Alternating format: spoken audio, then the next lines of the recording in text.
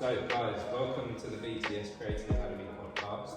I've just seen your show, SOS BRN. What a wonderfully brutal telling of how friendship can be. I really enjoyed this show, but before we get into it, I've got a little tradition like I have in the podcast, if you'd like to join me. Yeah. You look scared.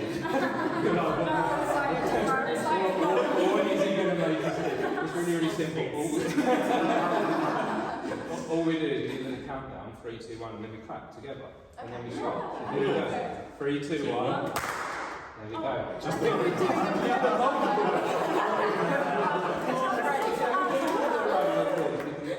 It's always interesting to see where that goes. It goes in some wonderfully weird places sometimes. But yeah, I was just taken back with your show to a place that I've personally been there. I've personally kind of experienced this thing with friendship where you really want to help someone out, but you can't always do that, or you can't always find the right way to do that. And I know from talking to you guys as well why you put this play together, because we spoke before how this was a letter to a friend. Yeah, it's impossible to sort of break through somebody sometimes. Like one of the lines in the play is, some people are closed off in ways you can't unveil until it's too late, and that rings extremely true for a lot of people. And you know, you can't barge in; you have to be sort of let in. But it's a tremendously difficult thing to do, and there's no right way to do it. So the script was just a way to sort of explore that idea. And you guys, you're all quite young and fresh, and I guess you're kind of like at university at the moment, or just out of university, that kind of thing. Yeah. So I guess have you kind of experienced this kind of friendship yourselves? Yeah. I mean, it's really hard. I think especially nowadays, the mental health conversations become a lot less taboo, which is great. But also, yeah, it is really hard because so many people go through so many different things that you're really good friends with, and it's hard to kind of know the way to approach those things. But I think that's what the play deals with beautifully, is knowing that like we all do our best and it's okay, and sometimes like we have to know that we've tried our hardest and like not put ourselves to shame for anything we do. Like we're all trying here, and it's an ever-growing process as well, I think, as well. Also, just to add on to that, university is the first time a lot of people become an adult, and they actually they're in charge of themselves in a way that you have control of your life that you've never had. And it's hard to not have someone to go to tell you yes, no. And battling that as a young person and going through that and dealing with trying to help people, there isn't a right or wrong way in handling situations, and it's a hard thing to navigate, no matter how old you are. I guess at that point of your life, there's so much sort of self-discovery that you're trying to do, but you're also trying to do that within a group of people that you're new to, that you haven't perhaps known for very long at this new stage in your life. So with any of you, did this like resonate quite strongly? Did any of you feel that this subject was quite difficult to deal with in any way? Big time. Yeah, I mean, it's a really difficult play. Obviously, we've run it a million times by now, so it's not like we're weeping in every rehearsal. But especially, the first few times we performed it live, the first time I read through it by myself, it really rings incredibly true, because it's about, the mental health crisis in young people. We're all young people, we all have suffered with that or know someone who really has. So yeah, it's tricky for it to not really connect personally, I think. And Dexter, how do you feel hearing that this story is connecting with not just your audience, but also with your cast as well? Yeah, well, again, it started as a very personal thing. I sort of, drawing from my own experience, I wasn't sure if it was going to be shared, but seeing particularly like audience responses after shows has just made me realize quite how relatable it is, which is not a good thing, but I mean, the good thing is that we are now sort of talking about it and making art about it, as opposed to just sort of either hiding it or making it taboo or just things that make it more difficult.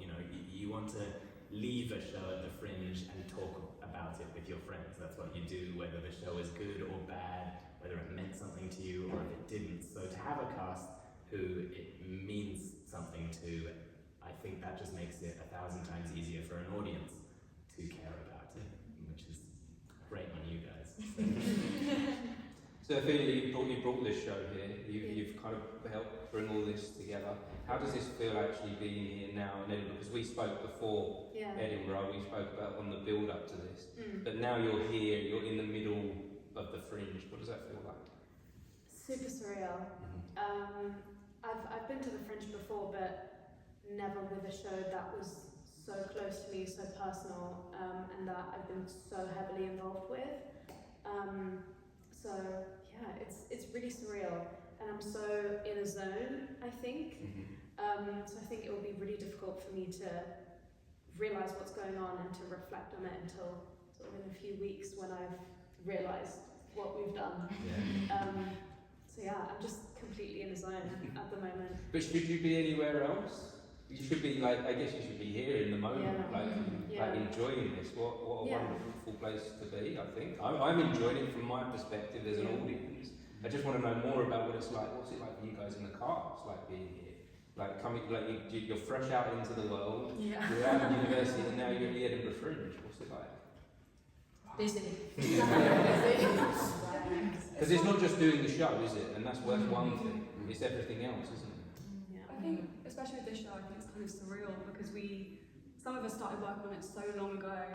Like we performed it twice in Exeter now, once like a year ago. March 2023. Yeah, so like some of us have been involved for it Started with it in like January of that year, so it's been for a really long time, and we never dreamed it would have like got this far. So it's amazing, really. And are you connecting with other shows? Because I know there's a slight connection with the cast and crew of Dinner. Yeah. Isn't So there as they're well? also from Exeter. Mhm. There's a few shows that are here right now from Exeter. So yeah, I've been sort of. yeah. I mean, I'm in another show. Yeah. So. Oh, you know. Okay, what other show are you? It's called Cherry. Cherry. It's another similar thing, like independent production company from Exeter. That's on at 8:15. How do you manage that? Two different shows. And That's alright. I guess it's easy. I'm only in one scene in each, so it's fine. Oh, really? So you can skip between the two and you manage to make it all come together it's and been work. alright. It's been fun. It's like, and I get to hang out with even more people, so that's nice. And are you bringing people together by doing that as well? I guess it's Yeah. there will definitely be cross going to each other's shows. We had a few today from the show come today. Yes, there's a few from Cherry came today, and So what are you hoping for from the future from this after the Fringe? I know we're in the middle right now, but going past this, do you guys all stick together? Is there more from this show or more from this theatre company? Where do we go next?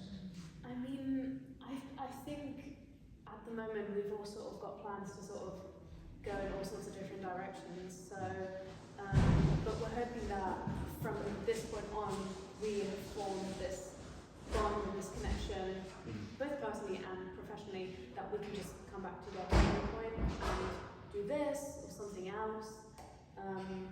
So yeah, we've built this foundation and now we can put it on hold, pick it back up in a year or whatever. Yeah, I was hoping for an Amazon deal, but that's. Well, why not? We can all stream it. So you see, because you're in the dream right now, like I think it's sometimes hard to consider like this is like a little moment for you where this is kind of, for a lot of people, this is living the dream. It's quite hard to get to this kind of space. So you're doing the thing right now, but it is also interesting to look how can you make like the dream extend, like individually and as a group as well. And for you, Dexter, do you hope this play has legs? Well, I know it does, but I think I would appreciate just a few months at least to sort of let it stew. I guess you still want to do life, don't you, as well? Like it doesn't have to be all about the thing. Absolutely, and more shows will come, and they'll probably be sort of similar because I seem to have a type for when it comes to writing things. But yeah, I think if there is a demand for something like this or this in the future, I'm sure we'd pick up that phone. Yeah. And do any of you guys have any ideas where this might go in the future? Have you been thinking about that at all? Like you said, Netflix, Amazon. Dreams and aspirations. Yeah. I mean, getting to be in a production that we all care so passionately about, and have seen or have felt the impact, we only can hope that can be put on like a larger stage, and spread to more people. So it's just, you know, the dream right now, kind of wanting that to continue, but yeah, kind of just hoping that maybe that phone will ring. Maybe like a published play text. Yeah. From page it was like premiered at the Edinburgh Fringe Festival.